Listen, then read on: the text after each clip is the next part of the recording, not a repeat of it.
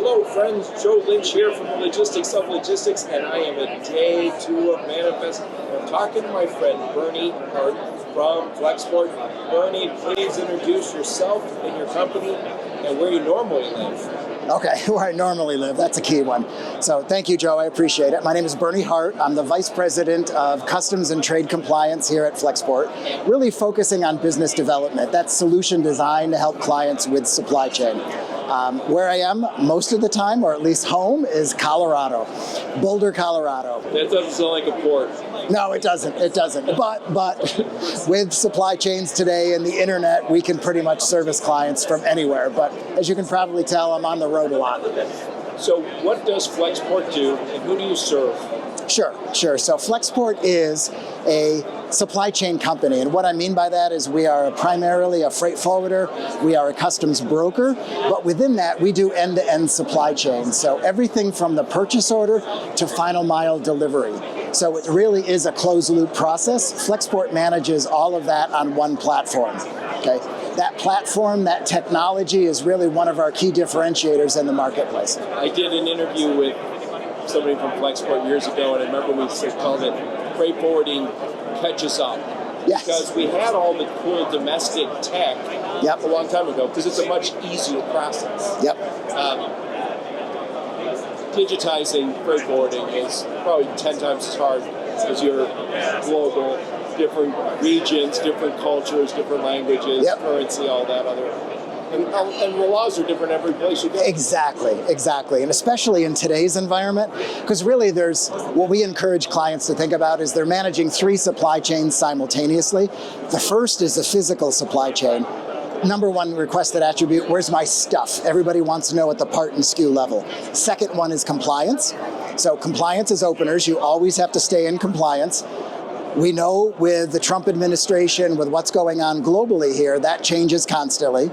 But the third one is the financial supply chain. Okay, that's duty minimization, duty avoidance. This is where your tariffs, the retaliation, all of that come into play. How do you minimize that from a supply chain and execution perspective? That's what we're spending a lot of time on today. And I don't think I'm exaggerating to say Flexport is the leader in getting digitized on the global supply chain. I know people are now doing it, but Yep. You guys were there before anybody else. Yeah, well, thank you. I like to think that as well. And what we do is we track everything at the part and SKU level. And for businesses to take advantage of duty minimization, duty avoidance, pretty much necessitates having that data and information. It's native on our platform, so that allows us more flexibility with them choosing different trade lanes if they need to, or taking advantage of these programs. Yeah, and so right now, we're at Manifest. We've been hearing about tariffs for Canada, tariffs for Mexico. I think most of us look and go, that's just negotiating. That's not there for long. China, though, that's not going away. That might get worse. Yep. And so suddenly, anybody doing business in China, which is everyone, Yep. you need to start looking at where else might we do some manufacturing and production. That is absolutely 100% correct. And now what we're hearing is some of these I wouldn't call them retaliations.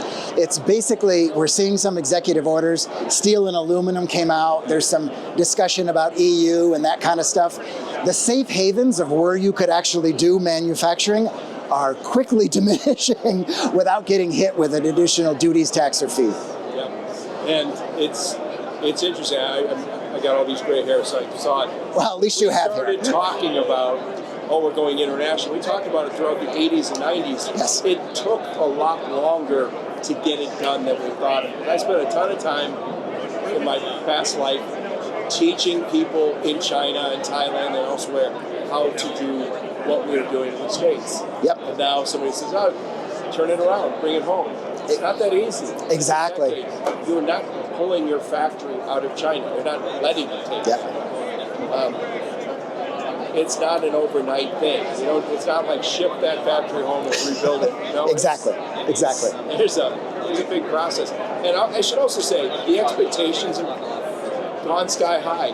In the olden days, you could just say, sorry, there's a drought in the Panama Canal and your stuff's going to be a week late.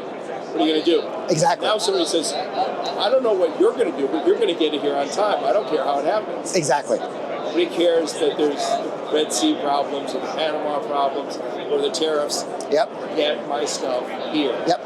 Bars higher. Yep. For sure. For sure. I just told somebody this. I used to do a lot of work in China, and I remember a logistics guy I worked with said, "Joe, do you ever hear the term slow boat to China?" I go, "Sure." He goes, "That's what your stuff's on." Well, we're all feeling that, yep.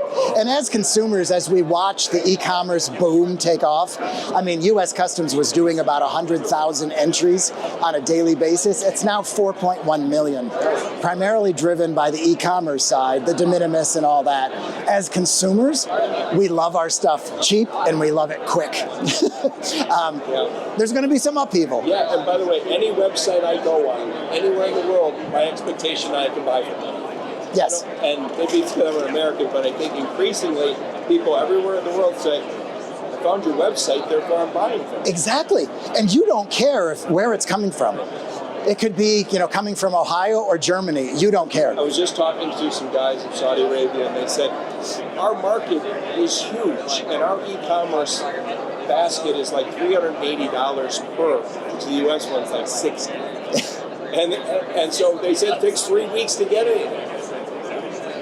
Yep. The guys who can get it there in 3, 4, 5 days, 6 days are going to win business. Exactly. We see that as well from an overall market perspective. There's a lot of nuance that's out there. There's a lot of edge cases. There's a lot of speculation.